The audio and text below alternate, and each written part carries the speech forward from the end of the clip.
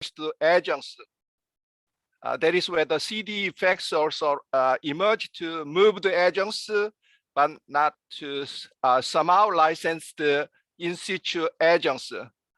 We explore this question in this presentation. If we find the positive answer to this question, we can resolve classical well-known problems bearing on adjuncts, particularly the problems posed in the framework of Workspace, merge, and the labeling for adjuncts.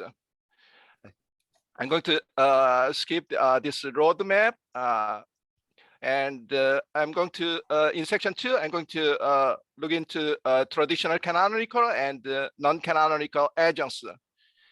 Following well-known properties where adjuncts have been noticed thus far, these properties are really well-known, like adjuncts do not enter into setter relation, adjuncts do not provide the label, adjuncts are opaque domain for extraction, and the adjuncts and arguments show reconstruction asymmetry.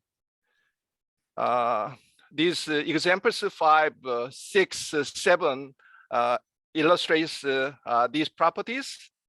However, there have been noticed some exemptions from expected adjunct condition violations. They are argued to arise by virtue of syntactic position effects in movement out of adjuncts. Examples in 9, these examples represents traditional adjunct condition violation. However, example 8 have been noticed by, especially by Trueswell, like a 9a, what did John arrive whistling? Or like a 9b, who did John get upset after talking to? One suggests idea to account for the acceptability of 9a and 9b. That is, the idea is extraction from adjuncts becomes transparent when adjuncts are in lower position.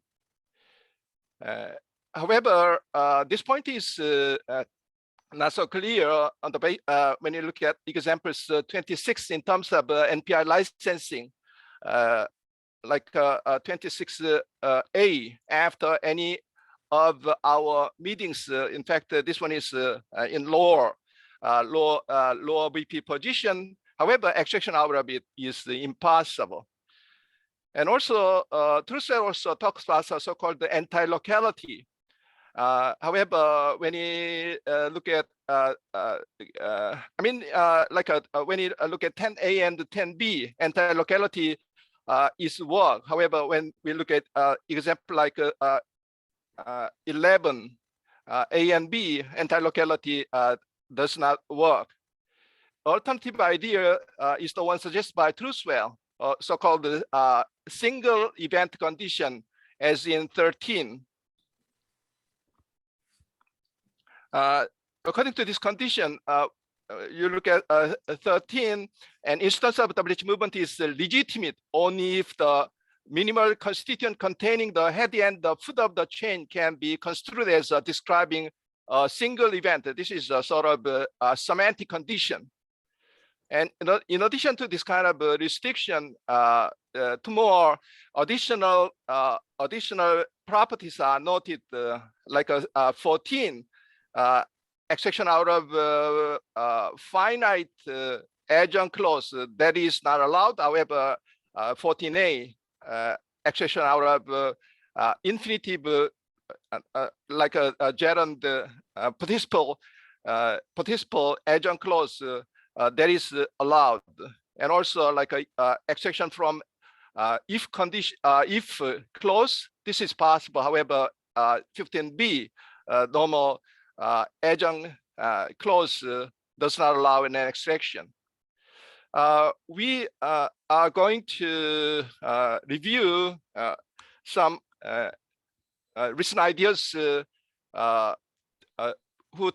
address the well-known problems of arising from so-called pair merge. The recent ideas concentrate on traditionally noted properties of canonical traditional adjuncts. The common thread of the recent proposals on adjunct is based on on Chomsky's idea of workspace and capital merge, or simplistic merge. Along with the labeling, Chomsky reformulates the traditional merge into capital merge, proposing that it operates on syntactic objects placed on workspace. Workspace is a set of syntactic objects at a point of derivation. One proposal on adjuncts that is advanced by Milway 2021. This is quite similar to the Chomsky's 2004. You remember Chomsky's idea that structure generated by than merge, which is called the simple structure, is a primary plane, whereas alpha attached to beta by pair merge is in separate plane. This is also reminiscence of Uriagareca's multiple spell hypothesis. Another idea pursued by Immune 2020. This is the stuff which was introduced by and also similar idea was explored by Professor Shim. This one is in this case actually as you can see 17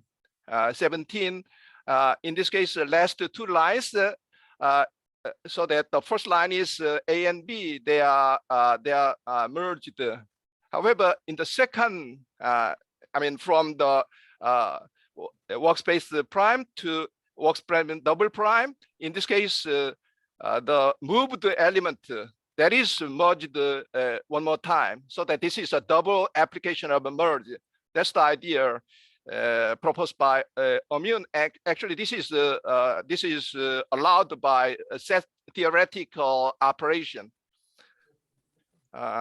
And another one is this is also discussed by this was introduced by Professor Shim and recent Chomsky's so-called the form sequence.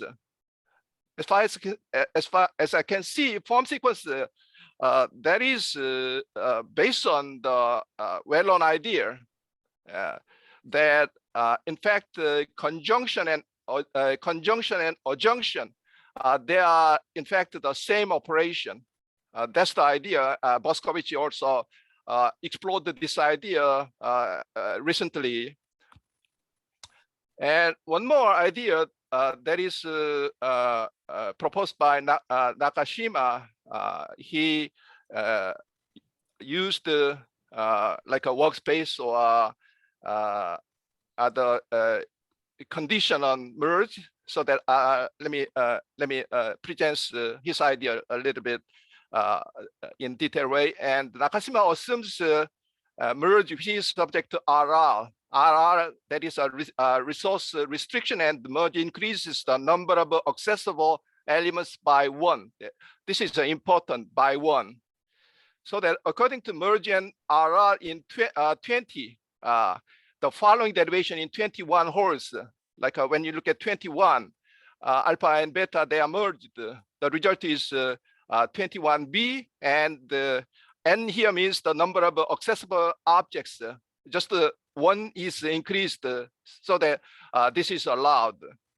However, Nakashima in fact argues for allowing 22b and 22c. Okay. However, apparently it increases the number of accessible elements by 3 from 22 the first line and there to B or C. And here the idea Nakashima explores that is in fact after having 22b and 3. In fact, like the principle of determinacy. In fact, that principle of determinacy, or later Professor Maru Saito's talk, there will be written so-called the minimal yield. So the in fact alpha that's repeated, and in fact in the later derivation that becomes inaccessible. That's why apparently the number of accessible elements are 5, but when you look at the right side, there those 2 elements are inaccessible. That's why the number of accessible elements is in fact 2. That's the idea. Based on these recent ideas, I just propose just a little modification. The idea is it's quite similar to Ommu's proposal. Let me read the asymmetrical property and structure of an adjunct, which is a standard represented as an angle A and B, is ensured by these the output that comes from merge. In this representation A, in the case of Ommun, this A is modified element rather than modifier. However, in my proposal, this A needs to is an adjunct, so that the point is internal merge in fact ensures the same effects as pair merge. This is just the same the step-by-step derivation of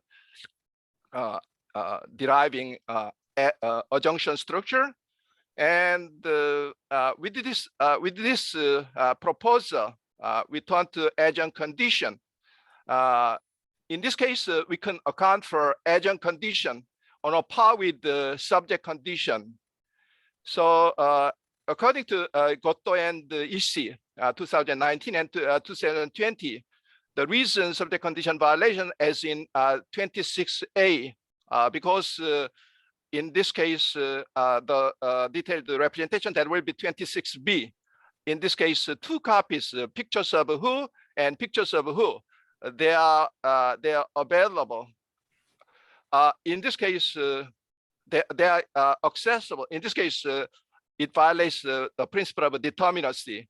That's the problem with this derivation. Just as I told you, the same analysis applies to 27.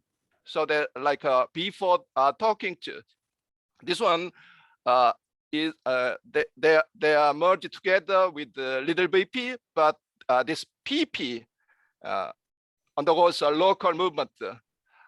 In this representation, who moves then again, just like subject condition violation, it ultimately violates the principle of determinacy. In fact, this labeling algorithm, why adjunct moves, when you look at the sub operations of labeling algorithm, okay, 28A, 28B, or 28C. For adjuncts, 28 is 28C. This is relevant. So the XP and YP, they merged, and it gives rise to algorithm labeling problem. That's why YP adjunct moves. Excuse me, Professor Park. Yeah. Just only 2 minutes left. Okay. Yeah. So thank you. Yeah. Thank you very much. So that however, the next question is after move. After movement, yeah, one more time. Yeah, like a 28C. Okay. In this case, XP is an adjunct after movement. How this XP movement XP undergoes labeling.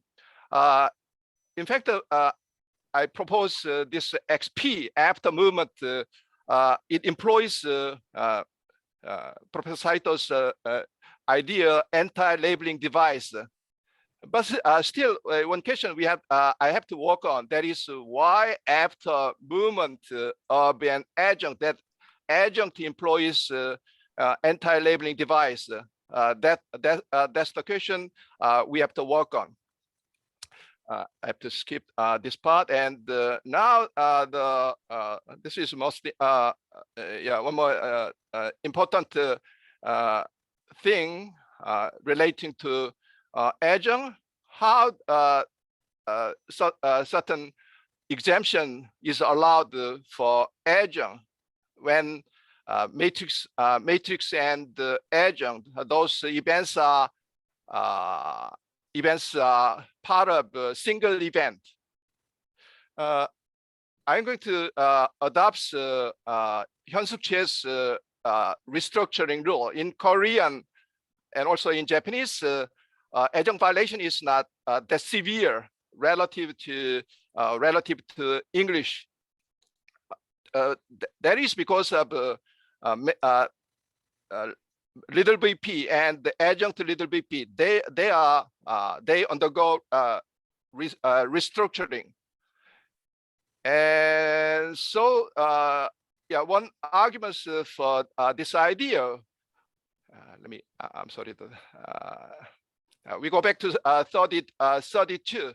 Unlike 31A, what did John arrive whistling? Unlike this example, this adjunct moves like a 32A.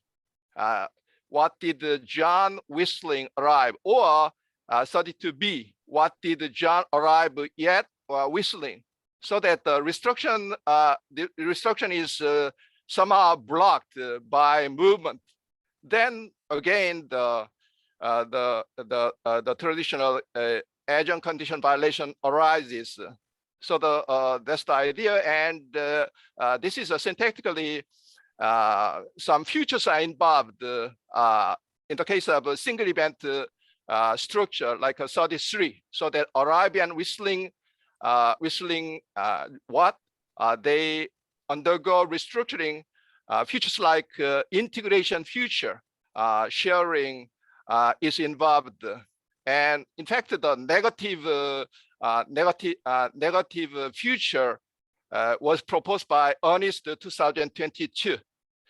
To conclude the idea, I try to argue there is in fact the problems coming from pair merge. That problem can be resolved by double application of merge on adjunct. And on the basis of this idea, some of the peculiar properties of adjuncts can be accounted for. Yeah, that's the idea. Thank you. Thank you very much for your talk about the adjunct based on the capital merge. And thank you. And we have actually two discussions. Zhong Won-bak from Hansen University and Woo Sung Lee and Gunguk. And Zhong Won-bak, do you have any question? Yes, I have a sort of clarification Zhong question. Won-bak? Yes. Professor Zhong Won-bak? Yes. Can you hear me? Then Woo Sung Lee from Gunguk University. Yes, Did you hear me? Yeah, I'm hearing you. Okay, so Professor Park, can I ask you a question? Yeah, sure. Okay, it's a kind of clarification question. You talked about the Friedin-Lebow generalization in 4.3, and but I'm sorry, I have to say this, but I couldn't see anything new in the way of explaining the contrast between argument and adjunct in examples like 30, right? Yeah. So what would you say in particular? I mean, what is the novel suggestion with respect to the symmetry between these two, different genesis of elements in sentences like 30? Yeah, that's a good question. Actually, in my handout, I left open the problem, and yeah, the traditional idea that is in the case of a complement, yeah, that is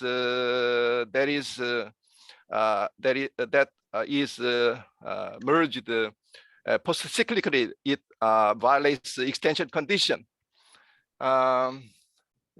So that as far as I can see, you know, one idea I learned from the first presenter, Professor Cho. We may use like a selectional future in the case of a complement. However, in the case of adjunct, the kind of selection future is not involved for adjunct. That might be the way of accounting for the contrast Lebow's effect. That's the idea. Okay, so I fully understand the problem you raised, and I didn't give an explicit yeah, solution Okay. to that. Yeah, thank All you. right. Thank you. What about Professor Woo Sung Lee? Okay, thank you for your talk. I just got some question. I think it might be very trivial, but as for your example 12, I was wondering in what respects 12.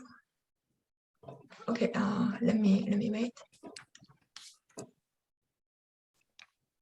Yeah. Yeah, I was wondering in what respects 12A is construed as a single event, while 12B is not.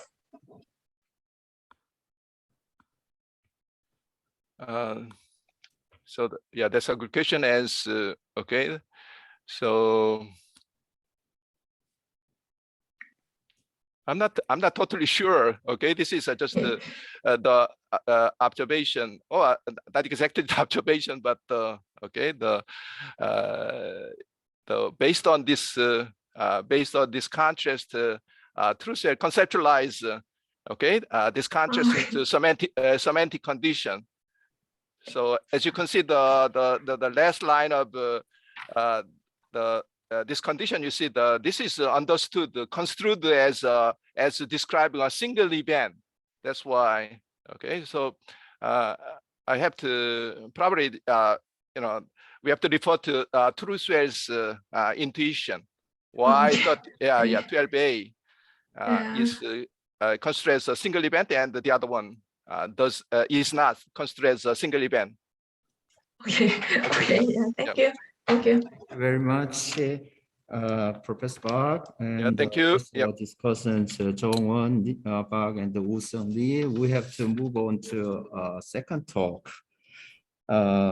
Second talk, Dong-woo Park from Bangsong Tongshin University, and Se-moon He University, and Han-beol Jung, University of Hawaii at Manoa. They prepared multiple specifiers and anti-labeling. Okay, we'll have 20 minutes and a 5-minute discussion. Thank you. Okay, thank you for the introduction. Can you hear me? Can you hear me? Yes. Okay, then okay, I shared my slides here. And this one, multiple specifiers and anti-labeling. So this one is collaborative work with Se-moon He at Univ University and Han-beol Jung at the University of Hawaii and Manoa. Okay, let's get started with the sentence 0. It was John that ate pizza. So this sentence is an example of cleft construction in English. The embedded CP here presupposes someone ate pizza. Okay, so the embedded CP contains a null, the empty category, and this one is co-indexed with the clefted element. And then so Korean also has constructions containing a cleft element. So Korean clefts are exemplified in 1. John nominative, 1A, John nominative lunch accusative, it passed, complementizer, topic, restaurant at copula D, which means it is at the restaurant that John ate lunch. And 1B, John nominative, book accusative, give past, complementizer, topic, Mary dative, copula D, which means it is to Mary that John gave a book. And 1C, John nominative, restaurant at, eat past, complementizer, topic, lunch, accusative, copula D. This sentence means what John ate at the restaurant is lunch. So in this presentation, the CP headed by cod here will be called presupposition CP, and the green ones will be called the pivots. And a noteworthy point in 1 is that in 1 and B, the pivots with a postposition or a dative case marker can be immediately followed by the copula. However, as you can see in 1C, pivots with a structural case marker cannot be immediately follow the copula. Okay, the sentence 2 shows that collapse permit multiple pivots. So in 2, the first pivot is accusative marked, and the first pivot in 2B is not accusative marked, and the second pivots of the 2A and that of 2B are identical. So the difference is this means that the first pivot 점심을 lunch accusative must be case marked, unlike in 1C where the pre-copular pivot cannot be a KP. So here is an interesting puzzle in multiple collapse. So as you can see in 3A, when the first pivot is caseless, John nominative, eat past, complementizer, topic, lunch, restaurant at copular D. This sentence is ungrammatical. However, when the second pivot is the pivot is second pivot is caseless, as you can see in 3B, John nominative, eat past, complementizer, topic, restaurant at, lunch, copula D, then the sentence turns to be grammatical. So in order to account for this puzzle, so we propose the following 2 things. First, in collapse, pivots are located in the specifier position of the copula, and the first and the second pivots are located in the outer spec and inner spec positions, respectively, in all terms. And the second proposal is about the ungrammaticality in 3A results from labeling failure. However, in 3B, labeling failure does not occur. So this will be argued by adopting and modifying Saito 2016. So here are assumptions we are entertaining in this presentation. So the first one has to do with the structure of collapse. So as you can see in 4, collapse exhibit island effects. So this one is a pivot, and the null empty category co-indexed with the pivot is located inside the island. So this means that something has to move from the island to the position higher than the island. So there could be 2 possibilities with regard to the property of the empty category. The first possibility involves movement of null operator from the empty category position. In this case, the null operator is co-indexed with a clefted element. So in this case, clefted element is space generated outside the presupposition CP. And the second possibility is that the pivot is space generated in the empty category position and moves to the surface position. So Hiraiwa and Ishihara 2012 argues that collapse in Japanese are generated with the second approach. And we adopt the Hiraiwa and Ishihara's analysis with some modification, and the derivation of collapse can be illustrated in 5, and some notations are from Park 2021. So as you can see in 5, pivot is space generated inside the presupposition CP, and this one undergoes movement outside the CP and lands in the specifier position of copula phrase, And then the presupposition CP undergoes a remnant movement over the pivot. And the second assumption we are entertaining in this presentation is Chomsky's labeling algorithm. So according to this, when two elements merge, a newly created syntactic object must be properly labeled. So when you merge X and YP, forming an alpha here, and then the alpha must be properly labeled. So when X merges with YP, the alpha must be labeled as XP. This is because the minimal search finds X first, since X is closer to alpha than Y. However, when X and XP and YP merges, forming an alpha, the minimal search cannot determine which head is closer to alpha between X and Y. Because of this indeterminacy, labeling failure occurs. However, there are two ways with which we can save these configurations. The first one is feature sharing. So when XP and YP contains both some identical feature here, the XP and YP can be labeled as FF through feature sharing. And the second way of saving the configuration is that a movement is movement of either XP or YP. So we are not going to say anything about the second possibilities, but we are going to concentrate on the first one. And let's move on to the two perspectives on multiple specifiers in labeling. The first one is Saito 2016. So we all know that the English does not allow multiple nominative constructions. So according to Saito, the reason English does not allow multiple nominative construction is as follows. So as you can see in 7, XP here is labeled as phi through feature sharing. However, since only the lower subject here, the second DP values the phi feature of T. Of course, T once had an interpretable phi feature here, and there is no phi feature sharing between the higher subject and T. Consequently, the YP cannot be labeled, although the higher subject can have its case. Its case valued as nominative. Thus, it is correctly predicted that multiple nominative subjects are illicit in English. However, in Japanese, multiple nominative constructions are permitted as illustrated 8. Civilized country nominative, male nominative, average lifespan nominative, short, which means that it is in civilized countries that male's average lifespan is short. So in order to account for how multiple subjects can get nominative case, Saito adopts Bashkovich's approaches to case assignment. So as you can see in 9, the nominals with an unvalued case feature move above T, and DPs get case from T, like this one. And then now look at 10.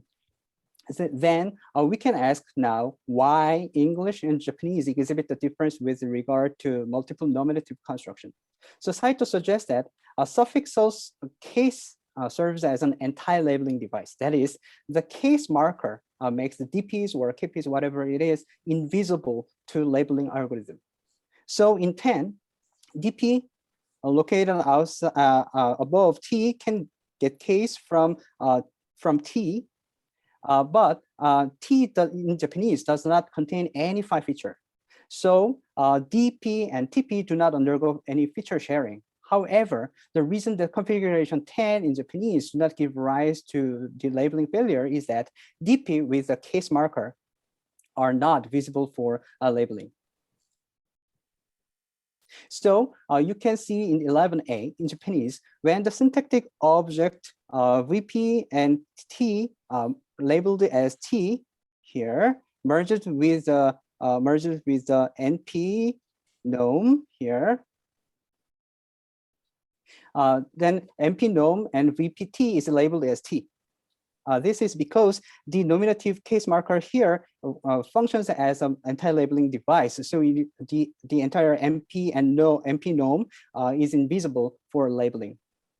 So when this newly generated syntactic object merges with the higher NP nom, the highest syntactic object is labeled as T as well. This is because this NP nom is also invisible for labeling. because of the fact that the case marker here functions as the entire labeling device. However, in 11b, in English, the highest syntactic object cannot be labeled, as we discussed above. Okay, so in this presentation, we will consider the configuration in 11 here as a multiple specifier construction, in the sense that there is no interfering hands between D, P's, and T. Okay, now let's move on to the Epstein and Kitahara and Sille 2020. Okay, let's jump to the note in the box first. According to them, we have 5 minutes left over. Okay. The path of alpha is a set of all syntactic objects of which alpha is a term. The path of alpha is shorter than beta, if and only if the path of alpha is a proper subset of the beta. Now look at the tree in the left side here. So given the shortest set theoretical research, the path of H is SO1, and the path of X is SO1 and SO2. Since the path of H is a proper subset of the path of X, the former is shorter, and consequently, H is selected over X. Now, given this, Epstein et al. Argues that multiple specifier constructions are possible without anti-labeling device. So because of time limit, I will going to skip these things.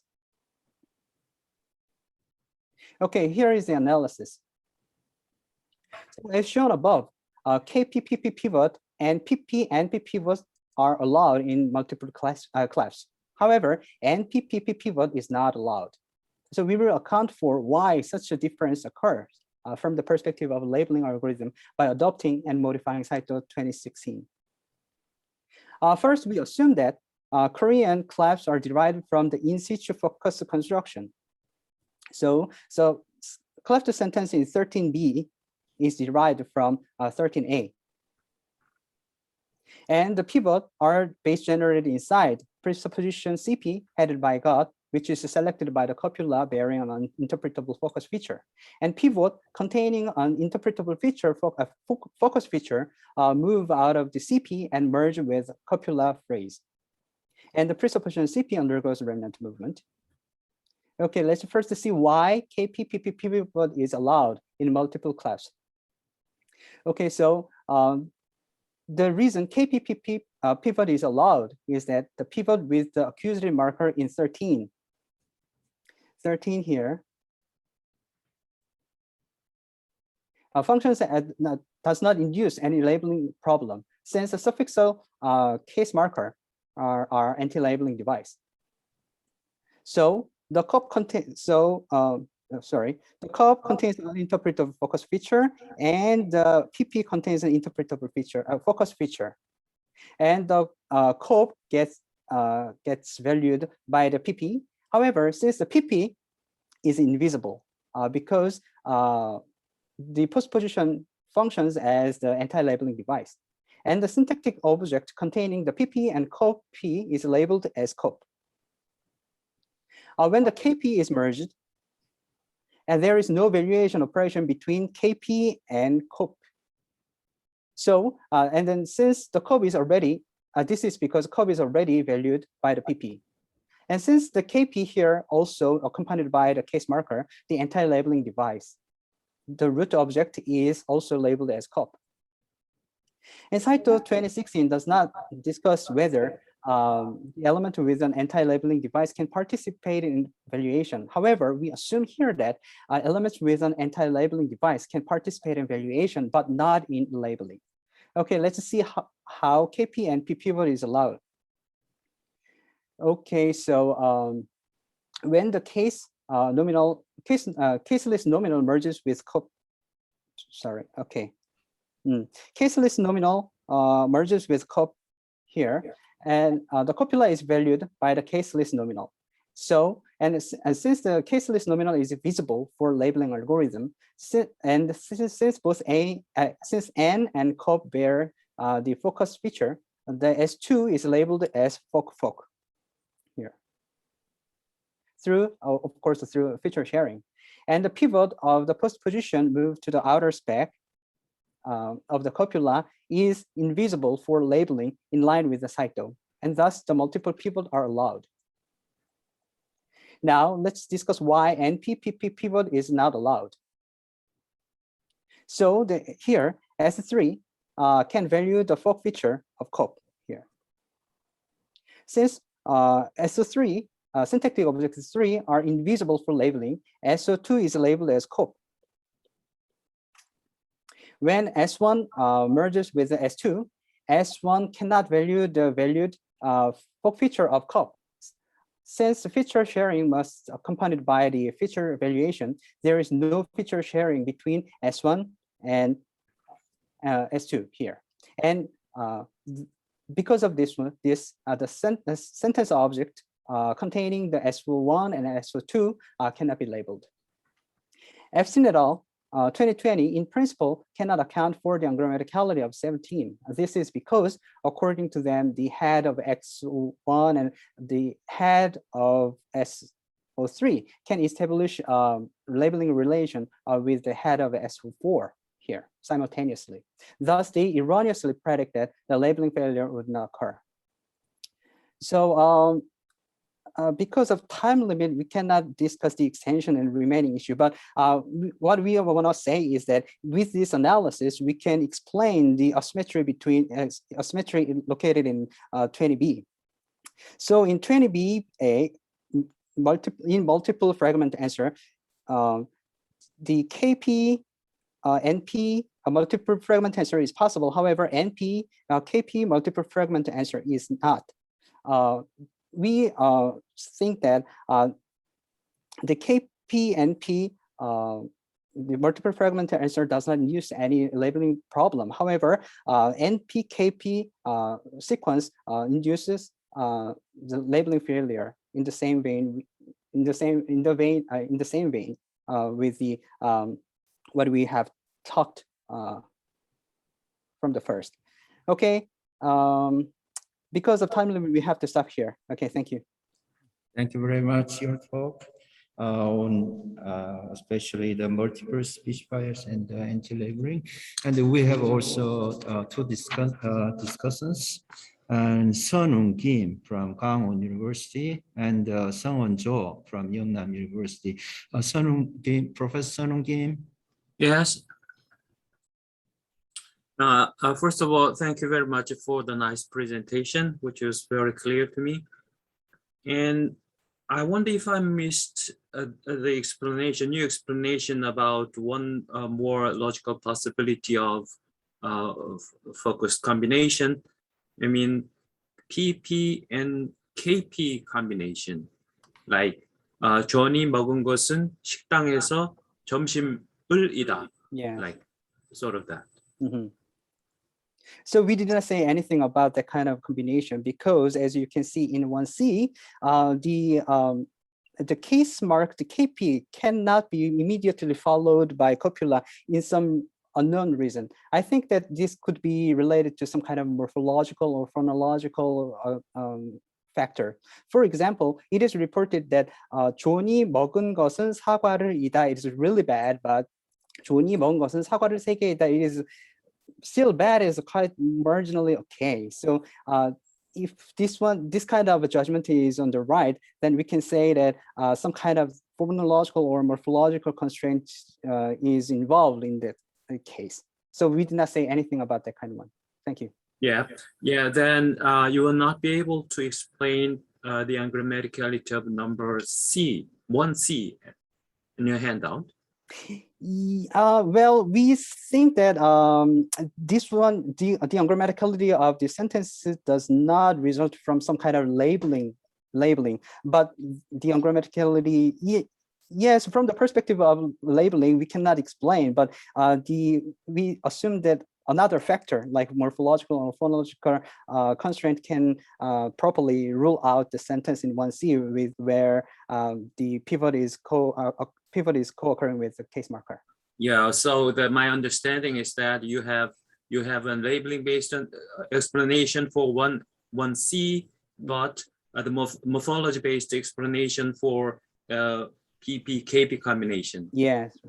Yeah.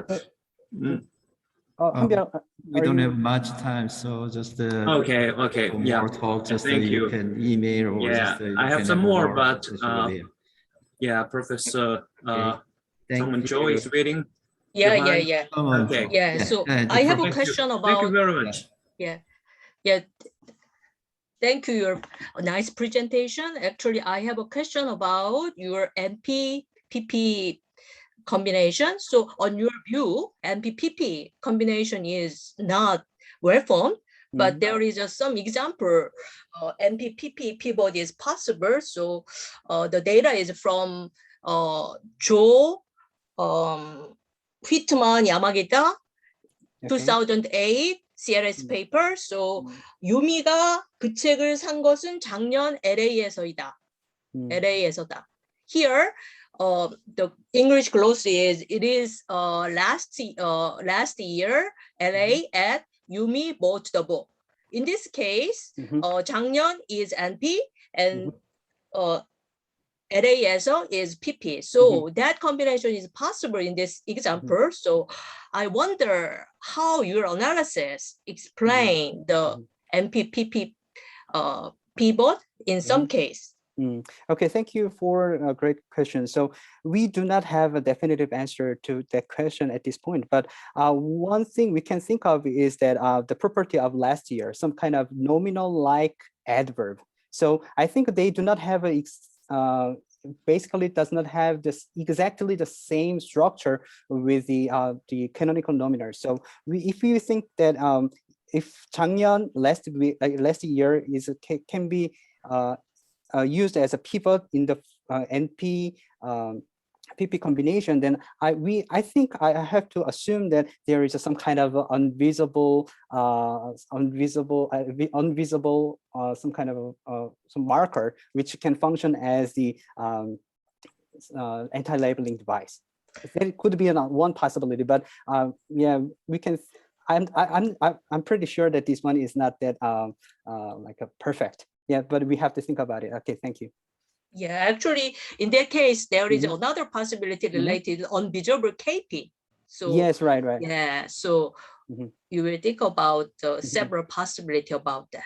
Okay, thank you. Thank you very much, Professor Wanjo and Dong-Woo Park and also Sonung Kim Professor. Thank you.